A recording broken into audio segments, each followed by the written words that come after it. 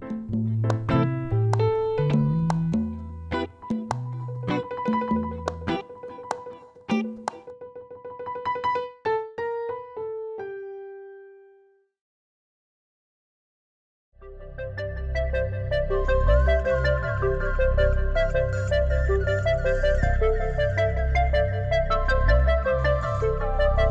nome é César Sampaio Romero Pardo, eu sou engenheiro florestal e tenho uma empresa chamada Cesárvores Serviços Ambientais.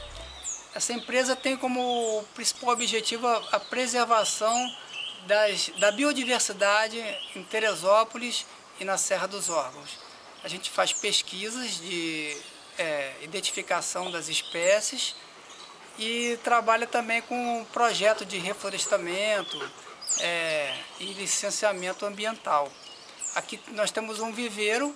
Esse viveiro a gente faz muitas espécies que estão com risco de extinção e outras também que são pioneiras para começar o desenvolvimento da floresta em alguma área.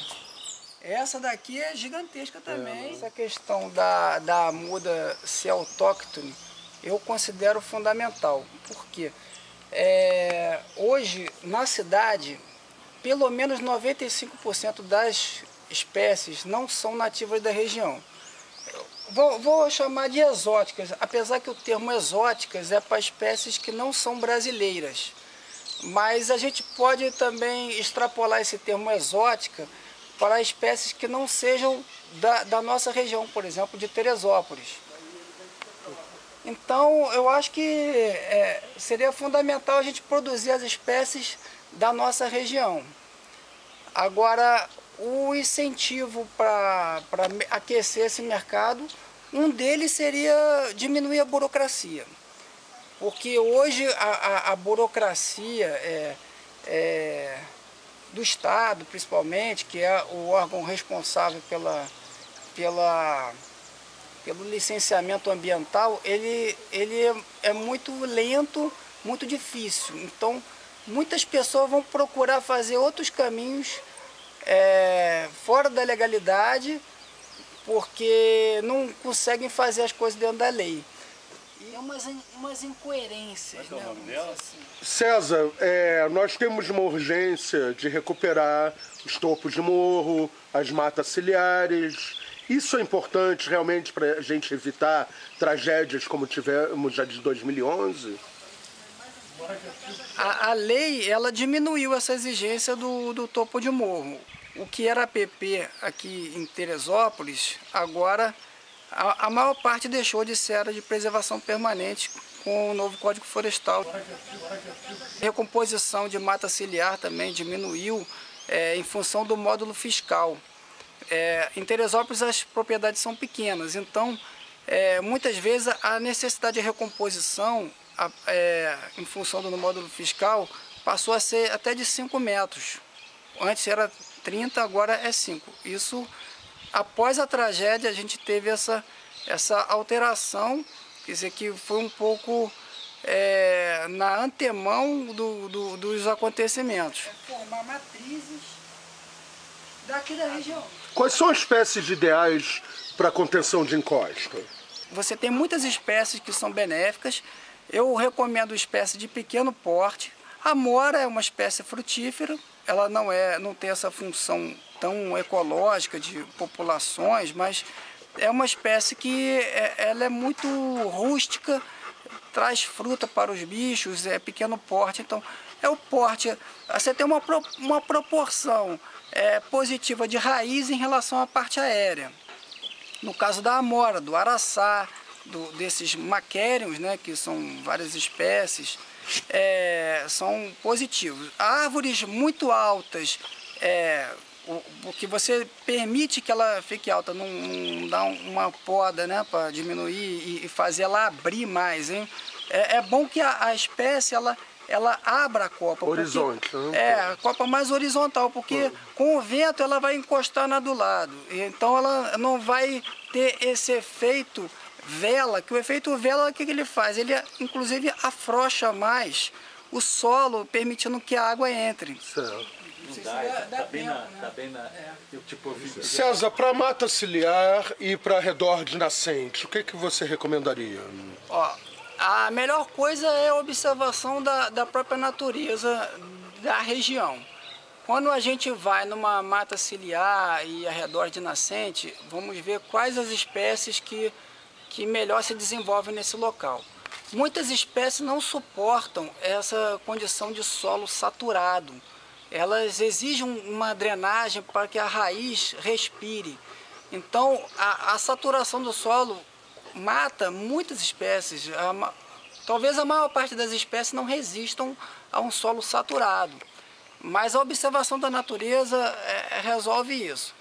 Então, os ingás são tradicionalmente espécies de mata ciliar. Essa espécie aqui, por exemplo, sanandu, a maioria das pessoas já viu essa espécie na serra. Ela perde as folhas e fica com flores vermelhas. Eu considero a espécie mais bonita, né? Porque ela fica toda vermelha, sangue. Eritrina falcata. Essa Eritrina falcata, por exemplo, ela é típica de áreas alagadiças.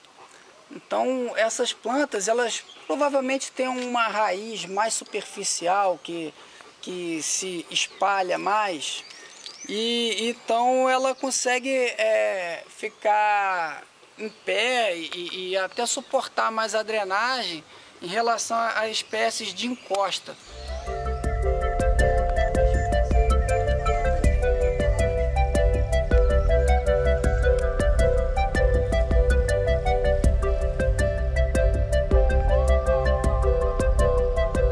Qual a importância das florestas urbanas, da arborização urbana? Como é que a gente trabalha a arborização urbana? Que espécies? Como é que deve ser feito esse trabalho?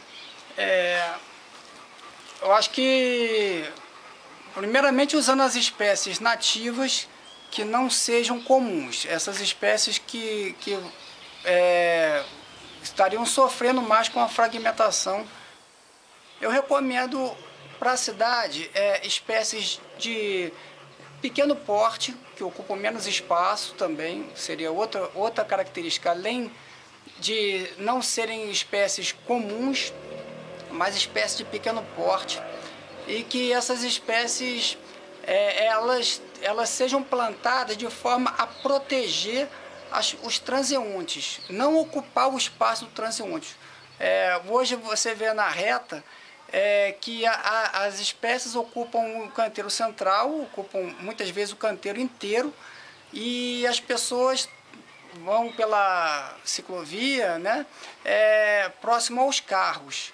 Na minha opinião, isso a gente tem a apostila de São Paulo, né, da Prefeitura de São Paulo, que indica que as espécies elas sejam plantadas ao longo, protegendo as pessoas dos carros. Eu acho que esse corredor ele é fundamental. É importante que a gente una esses fragmentos através da cidade. Só assim a gente vai conseguir preservar essas populações. Vai dar o trânsito genética. Da avifauna, né? Que vai poder... Trânsito, é isso que é fundamental. Tanto a prefeitura fazendo a sua parte na arborização urbana, como cada pessoa contribuindo de alguma forma. Um edifício com um telhado verde, com uma parede verde. Então, seria importante repensar que a arborização urbana a gente pode estar construindo hoje para daqui a 20 anos você ter uma cidade melhor. Claro, falta planejamento. Melhor ecologicamente e talvez mais segura também. Claro.